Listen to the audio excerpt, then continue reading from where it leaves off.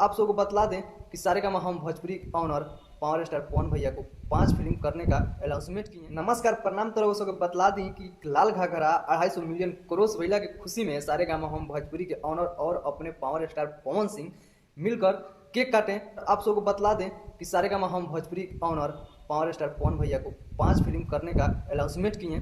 और आप सबको बतला दें कि खेसारी लाल यादव जी का इस चैनल के लिए बहुत ज़्यादा सपोर्ट रहा है, क्योंकि खेसारी लाल यादव जी का गाना सबसे ज़्यादा आया है तो सारेगामा हम भोजपुरी चैनल से आया है। तो आखिर में खेसारी लाल यादव जी को फिल्म क्यों नहीं दिया गया, क्यों नहीं खेसारी लाल यादव जी से फिल्म करवाया गया, क्यों नहीं खेसारी लाल यादव जी को 5 फिल्म में से 2 ही फिल्म क्यों नहीं दिया गया। आप सबको जानकर हैरानी होगा, क्योंकि पावर स्टार पवन भैया का एक ही गाना आया था लाल घाघरा, बहुत ब्लास्ट सॉन्ग रहा। सारेगामा हम भोजपुरी पे पावर स्टार पवन भैया का मात्र 2 गाना आया है, एक लाल घाघरा और एक मोहब्बत बेचाता अब बाजार में, और दोनों का दोनों गाना ब्लास्ट रहा। तो आप सबको जानकर हैरानी होगा, क्योंकि पावर स्टार पवन सिंह का फिलहाल अभी के डेट में बहुत ज़्यादा फैन फॉलोइंग होने के कारण सभी चैनल और डायरेक्टर को मानना है कि पवन सिंह को काम दिया जाए और भोजपुरी का लेवल आगे बढ़ाने के लिए कुछ नया किया जाए। इसलिए पावर स्टार पवन भैया को 5 फिल्म करने का अनाउंसमेंट किए।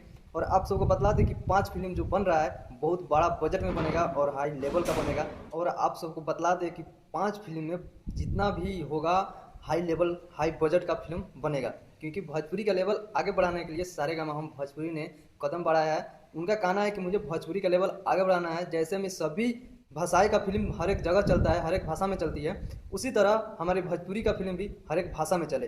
तो आप सबको कैसा लग रहा है कि अपने पावर स्टार पवन भैया क्या ये मुकाम हासिल कर पाएंगे? तो आप लोग कमेंट करके जरूर बताइएगा। मिलते हैं अगले वीडियो में, तब तक नमस्कार, लव यू ऑल।